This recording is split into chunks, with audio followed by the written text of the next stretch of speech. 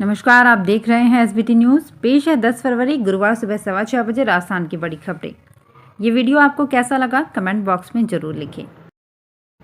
Corona को लेकर राजस्थान सरकार ने एक अधिसूचना जारी की है। इसके तहत अब फेस मास्क नहीं लगाने पर 1000 रुपये का जुर्माना अदा करना पड़ेगा।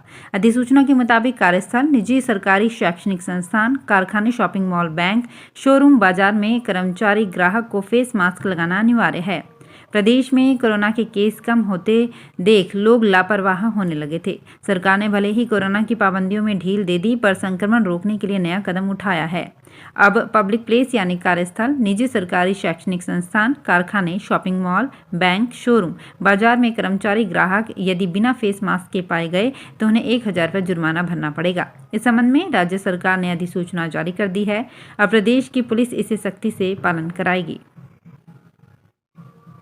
कॉन्स्टिट्यूशन क्लब ऑफ इंडिया नई दिल्ली की तर्ज पर जयपुर में कॉन्स्टिट्यूशन क्लब ऑफ राजस्थान बनाया जाएगा। इस क्लब की नींव गत दिवस मुख्यमंत्री अशोक गहलोत ने रखी। जयपुर में आयोजित शिलान्यास समारोह में गहलोत शायर की भूमिका में दिखे। उन्होंने कार्यक्रम में एक शायरी पढ़ी जो समारोह में काफी चर्चित रही। गहलोत ने शायरी पढ़ी और कहा, दुश्मनी जमकर करो, लेकिन उसमें गुंजाइश रहे कि जब कभी हम दोस्त हो जाएं तो शर्मिंदा ना होना पड़े। दरअसल उन्होंने ये शायरी नेताओं की विचारधाराओं पर होती लड़ाई को लेकर कही। भ्रष्टाचार के खिलाफ जीरो टॉलरेंस नीति पर जागरूक करने के लिए एसीबी के महानिदेशक बीएल सोनी चित्तौड़गढ़ पहुंचे। उन्होंने लोगों को भ्रष्टाचार के खिलाफ लड़ने के लिए कहा। सोनी ने कहा कि आज कोई भी अपने हक के लिए लड़ सकता है। अपनी मेहनत की कमाई किसी भी भ्रष्टाचारी को सौंपने से पहले 10 बार सोचे और एसीबी में शिकायत करें। महानिदेशक बीएल सोनी ने कहा कि 1064 में आप फेसलेस होकर किसी से भी बात कर सकते हैं, बिना डरे खुलकर अपनी समस्या बता सकते हैं। राजधानी जयपुर के इंटरनेशनल एयरपोर्ट पर सोने के तस्करों के पकड़े जाने का सिलसिला जारी है। बुधवार को भी एक शख्स पकड़ा गया जो दुबई से आया था। उसके मुंह में एयर इंटेलिजेंस विंग ने देखा। आरोपी ने जीप के नीचे 116.590 ग्राम सोना छुपाया हुआ था। इसकी कीमत 5,79,452 रुपये है। सीबीएसई ने 10वीं और 12वीं के टर्म 2 परीक्षा की तारीख का ऐलान कर दिया है। ये परीक्षा 26 अप्रैल से होगी। वहीं सब्जेक्ट वाइज डेट शीट का ऐलान जल्द ही किया जाएगा। परीक्षा का पैटर्न ठीक वैसा ही रहेगा जैसा कि सैंपल पेपर में दिया गया है। छात्र बोर्ड की वेबसाइट से सैंपल पेपर डाउनलोड कर सकते हैं। आपको बता दें कि कोरोना महामारी की वजह से 10वीं और 12वीं की परीक्षा 2 टर्म में हो रही है। पहले टर्म के एग्जाम दिसंबर में हुए थे। ऐसा अनुमान जताया जा रहा है कि बोर्ड पहले टर्म परीक्षा का परिणाम जारी करेगा। उसके बाद टर्म 2 परीक्षा के लिए शेड्यूल जारी करेगा। पहले टर्म की परीक्षा दे चुके स्टूडेंट्स के रिजल्ट अभी जारी नहीं हुए हैं। भारत सरकार के सूचना एवं प्रसारण मंत्रालय के क्षेत्रीय लोक संपर्क ब्यूरो की ओर से अजमेर में 3 दिवसीय प्रदर्शनी का आयोजन किया जाएगा। आज़ादी का अमृत महोत्सव के तहत नया भारत, संकल्पित भारत एवं सशक्त भारत विषय पर आधारित होगी, जिसमें केंद्र सरकार की विभिन्न जन कल्याणकारी योजनाओं का प्रदर्शन होगा। देश के एकमात्र सीसा, जस्ता और चांदी उत्पादक हिंदुस्तान जिंक को 12वें CII राष्ट्रीय मानव संसाधन उत्कृष्टता अवार्ड में लीडरशिप इन HR एक्सीलेंस से सम्मानित किया गया है।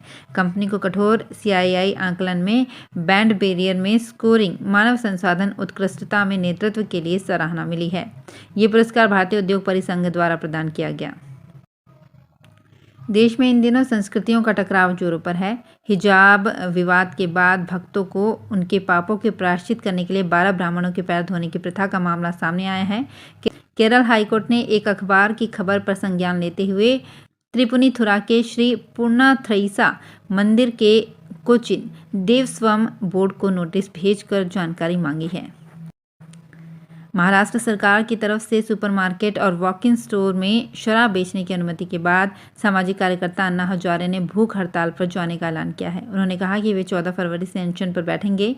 अन्ना ने इस मामले में राज्य के मुख्यमंत्री उद्धव ठाकरे को एक लेटर भी लिखा है। लेटर में कहा गया है कि अगर सरकार इस फैसले को वापस नहीं लेती तो हमें विरोध प्रदर्शन करना होगा। दिल्ली यूनिवर्सिटी को फिर से खोलने का फैसला लिया गया है। यूनिवर्सिटी की प्रॉक्टर प्रोफेसर रजनी अब्बी ने बुधवार को बताया कि 17 फरवरी से क्लासेस फिर से शुरू हो जाएंगी। यूनिवर्सिटी में क्लासेस शुरू करने की मांग को लेकर स्टूडेंट्स ने सोमवार को कुलपति कार्यालय के बाहर प्रदर्शन किया था। रीट भर्ती परीक्षा से जुड़ा एक और मामला सामने आया है। डमी कैंडिडेट बिठाने और पेपर देने के नाम पर 7,85,000 वसूले। जालौर जिले के करड़ा पुलिस थाने में दी गई रिपोर्ट। सांचौर के अरनाई गांव का रहने वाला है। अभ्यर्थी दिनेश सुथार से लिए रुपए। रीट परीक्षा देने के लिए 16 लाख रुपए में डील हुई थी। बसड़ा धंजी के रहने वाले शिक्षक विकास बिश्नोई और दोस्तों ने पैसे लिए थे। राजस्थान में अगले 30 वर्षों की आवश्यकता को ध्यान में रखकर नई नीति बनेगी। मुख्यमंत्री अशोक गहलोत के निर्देश के बाद ऊर्जा विभाग ने नई ऊर्जा नीति तैयार करने की कवायद शुरू कर दी है। अतिरिक्त मुख्य सचिव ऊर्जा डॉक्टर सुबोध अग्रवाल ने नई ऊर्जा नीति की रूपरेखा को लेकर सचिवालय में ऊर्जा विकास निगम, CMD डिस्कॉम्स, जयपुर, अजमेर और जोधपुर डिस्कॉम्स, अक्षय ऊर्जा विकास निगम, राजस्थान विद्युत उत्पादन निगम, PWC और इससे जुड़ी संस्थाओं के वरिष्ठ अधिकारियों के साथ वर्चुअल बैठक ली। जालौर ACB की टीम ने central GST superintendent Shivram Meena को 1 लाख रुपए की रिश्वत लेने के मामले में बुधवार दोपहर गिरफ्तार किया। GST सुपरिटेंडेंट एक petrol pump salesman Kartar Ram के मार्फत रिश्वत की रकम ले रहा था, उसे भी गिरफ्तार कर लिया है। मामले में शामिल पेट्रोल पंप के अकाउंटेंट की तलाश की जा रही है। ACB टीम आरोपी सुपरिटेंडेंट के घर और ऑफिस पर जाँच कर रही है। भारत में कई ऐसे रीति रिवाज हैं जिन पर कोई यकीन नहीं करता है। ऐसा ही एक रिवाज राजस्थान के बाड़मेर के गांव का है, जिस परंपरा में 2 पत्नियां रखने का रिवाज है। ये परंपरा काफ़ी पुरानी है, जो अभी भी चल रही है। इस गांव का नाम है देरासर। इस गांव में केवल 70 मुस्लिम परिवार रहते हैं, लेकिन इस गांव में शादी की परंपरा बेहद अनोखी है। यहाँ हर आदमी को 2 शादियाँ करनी पड़ती है। इस गाँव के हर आदमी को 2 शादियाँ करना उनकी मजबूरी है और इसके पीछे भी एक हैरान करने वाली कहानी है। इस गाँव में हर दूल्हे की पहली शादी के बाद लोग उसे दूल्हे की दूसरी शादी करवाई जाती है।